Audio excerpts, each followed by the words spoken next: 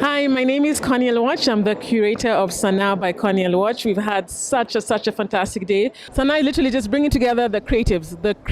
It's a creative platform, and we coined together to just bring together creatives. And that's what you've literally seen today, the creative local fashion industry coming together. We had 30 made in Kenya fashion brands. We had fashion and accessories. So in terms of made in Kenya, we are definitely a step ahead because now we have people who actually want to come and purchase made in Kenya. Very different from 5 years ago when the notion was not very, embraced as such. But we have people who actually left the house today and say, I'm coming to buy made in Kenya products. That's a great improvement and experience, and I'm really happy about that. We say thank you to all our guests who came in today, mothers who brought in their children for swimming as they were shopping.